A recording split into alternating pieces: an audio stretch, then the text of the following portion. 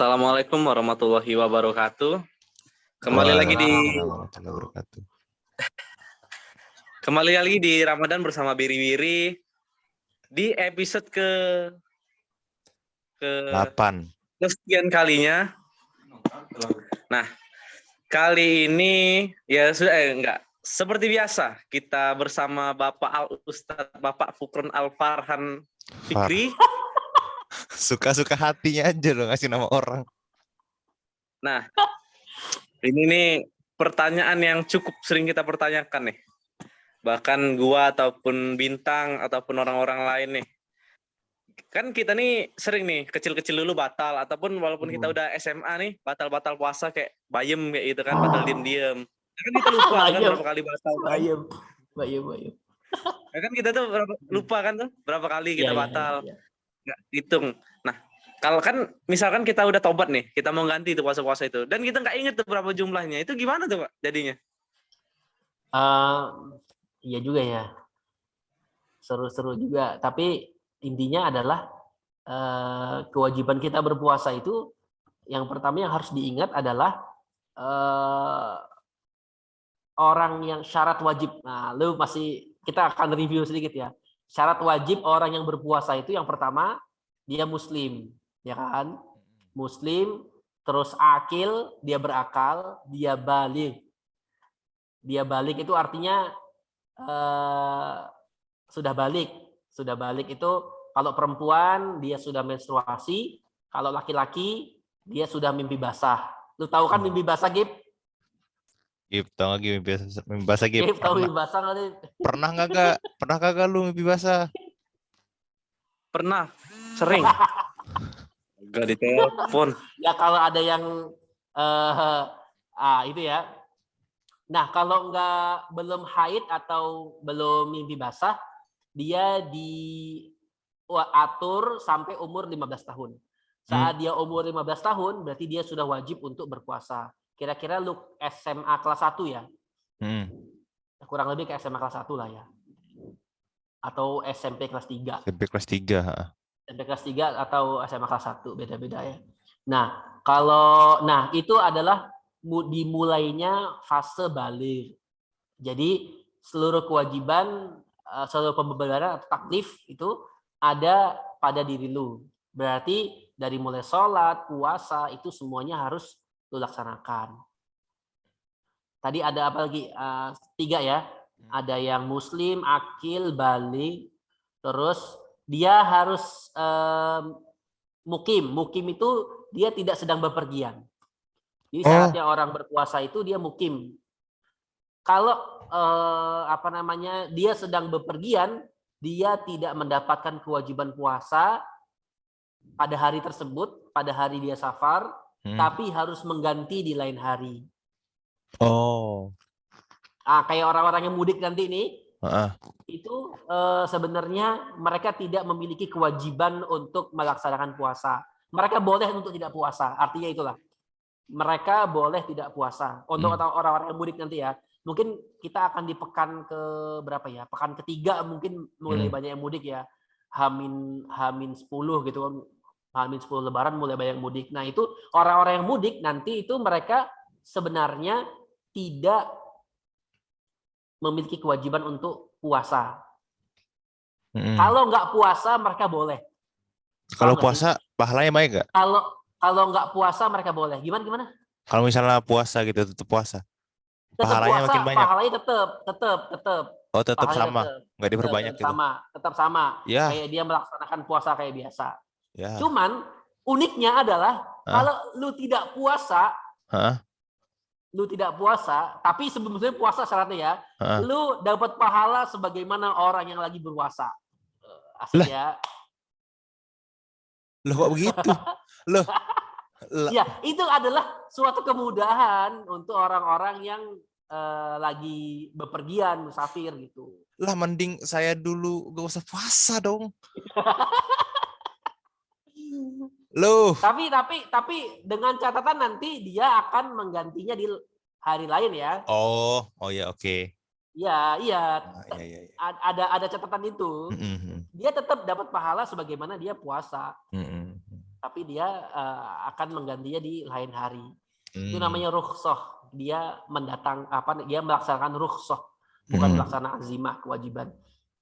Kemudian selain musafir adalah orang yang sakit. Orang yang sakit emang benar-benar sakit, dia ya udah kata dokter sakit ya. Kalau lu puasa, lu akan menyulitkan sehat atau melambatkan penyembuhan itu. Nah, dia boleh untuk tidak berpuasa, tapi menggantinya di lain hari. Atau emang kalau udah sakit, benar-benar sakit, udah emang nggak ada tanda-tanda kesembuhan, dia nanti bayar namanya fidyah. Seperti itu. Artinya orang sakit tuh boleh nggak puasa. Boleh nggak puasa. Kalau puasa pun Sakit dengan catatan ya, dengan catatan sakitnya itu memang kalau kata dokter sakit, kalau kata dokter nggak usah puasa gitu kan, karena kalau puasa akan nambah lama nih sakitnya, atau kalau puasa akan memperlambat proses penyembuhannya gitu. Nah gitu dia boleh untuk tidak berpuasa. Jadi beda dong sama sakit panu gitu doang gitu kan. Panu Enggak bukan lah. penyakit Panu. Jarang mandi kalau Panu. Panu tuh jarang mandi bukan penyakit. Nah, gitu ya. Terus sama orang-orang yang tidak haid dan tidak nifas. Jadi kalau yang haid dan nifas tidak boleh untuk berpuasa dan harus mengqadha'nya atau menggantinya di lain hari. Nah, jadi orang-orang tersebut kalau dia tidak berpuasa, maka dia harus selain untuk anak-anak ya, untuk anak-anak dan orang dewasa dan yang sakit menahun tidak bisa sembuh, itu dia wajib untuk mengqadha'nya. Mengqadha' itu menggantinya ya. Nah, masuk ke pertanyaan yang tadi. Jadi gimana nih kalau kita nggak tahu berapa hutang kita, bahasa gitu kan? Iya. Ya sebenarnya yang jadi utang lu adalah semenjak lu balik. Ingat ya, semenjak lu balik itu yang menjadi utang lu. Jadi katakanlah lu mimpi basah di umur 14 tahun, berarti dari umur 14 tahun itu yang jadi hitungannya. Seperti itu. Jadi kalau yang 13 tahun ke bawah sampai umur 5 tahun gitu enggak jadi kewajiban lu untuk mengqadha'nya, karena dalam artian lu belum wajib gitu loh. Yang wajib lu qadha', yang wajib lu ganti adalah yang lu sudah balik aja. Gitu. Itu yang pertama. Kemudian yang kedua, kalau lu nggak tahu berapa jumlahnya, lu bisa pakai kira-kira. Kira-kira yang emang sesuai dengan perhitungan ya. Misalkan gini. Ya kira-kira gua udah mulai kuat puasa itu umur berapa lah? Umur 12 katakanlah. Kelas 6 SD kan. Jadi udah mulai puasa full. Berarti kemungkinan besarnya adalah saat dia umur 15, saat dia sudah balik, itu kan dia kuat puasa tuh selama sebulan. Ya kan? Nah, nanti kira-kira gue berapa hari ya bolongnya gitu. Itu misalkan kalau kira-kira setiap Ramadan itu bolongnya 10 hari, ya udah berarti dikaliin aja sampai umur lu sekarang. Sampai umur lu sekarang gitu. Itu wajib untuk dibayar. Sebagaimana lu kalau utang ke temen lu kan wajib bayar, kecuali lu meleng doang gitu kan. Nah, sedangkan hutang kita ini, hutang kepada Allah itu ya secara sama Allah gitu. Jadi lebih wajib lagi untuk kita bayar. Jadi sekemampuan kita, seingatnya kita, semampu kita. Kalau kita mampu untuk misalkan kita bayar qadha' puasanya dengan kayak puasa Senin Kamis gitu, ya udah dengan cara itu dan diniatkan, ingat ya, diniatkan ini adalah sebagai cara untuk mengqadha' puasa kita.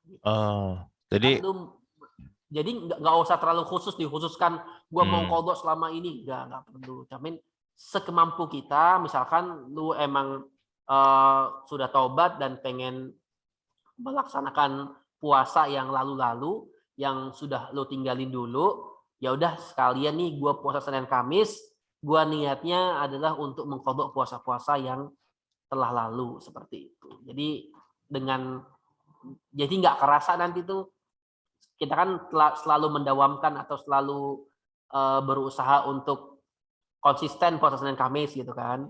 Iya. Ya tinggal dikaliin aja, setahun kan ada 51 minggu, dikali 2 gitu kan, 100 hari gitu puasa, yaitu sebagai cara kita untuk mengqadha puasa kita.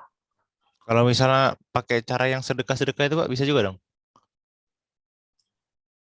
Oke. Pakai cara sedekah itu Iya. sebenarnya namanya fidyah. Oh, soalnya ini Nah, adik saya pernah fidyah kayak gitu. fidyah itu khusus untuk orang-orang yang sudah tidak lagi kuat untuk puasa. Oh, bentar saya potong. Jadi kalau misalnya kita masih kuat, nggak boleh apa ini? Sebaiknya qadha puasanya. Oh, jadi Ya.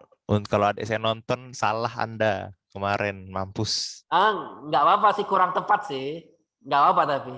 Nggak apa-apa itu. Oh, Ada ngulang memang puasa nanti bulan depan.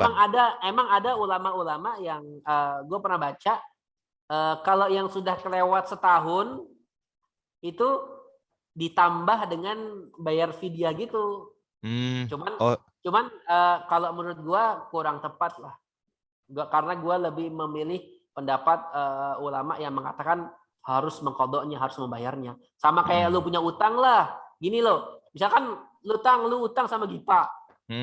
Cuman udah lama gak ketemu sama Gipa nih. Ya kan? Kalau lu ketemu, lu bayar utang atau lu sedekahin utang lu ke orang lain, ke gua misalkan. ya bayar lah.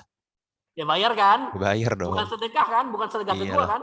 Iya dong. Ya, karena kita seolah-olah lagi hutang sama Allah nih gitu. Hutang sama Allah, hutang puasa. Ya udah akhirnya kita maunya ya kita yang berpuasa langsung. Wallahu a'lam. Seperti itu. Nah, terkhusus tadi ya, catatan untuk orang-orang yang memang orang tua, misalkan orang tua yang memang sudah tidak lagi kuat puasa, itu boleh untuk tidak puasa. Pertama orang tua, ya kalau lu sudah merasa lansia, ya lu boleh nggak puasa.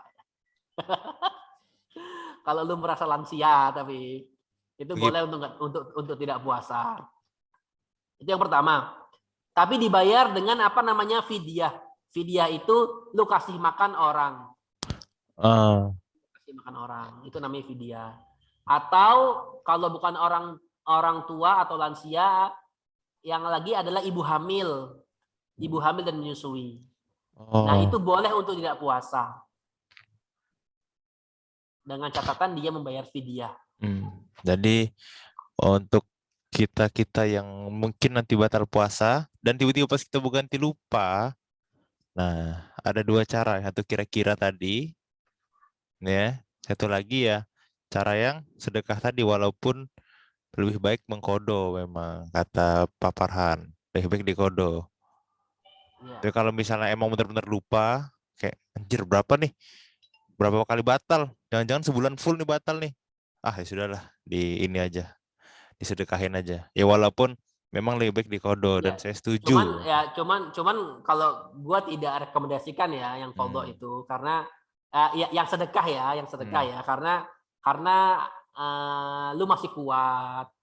Lu masih muda, mampu untuk puasa gitu kan.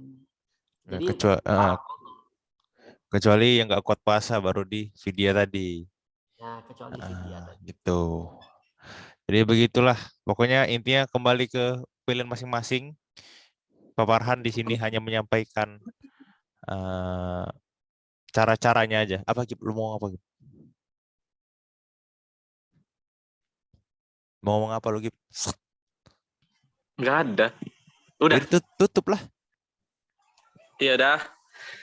Terima kasih kepada Pak Farhan yang kajiannya yang sangat menarik ya di hari ini. Apa kesimpulannya? Kesimpulannya tetap puasa aja lah. Ya, terima kasih. Terima kasih pada Bapak Farhan dan sampai jumpa di episode selanjutnya. Wassalamualaikum warahmatullahi wabarakatuh. Waalaikumsalam warahmatullahi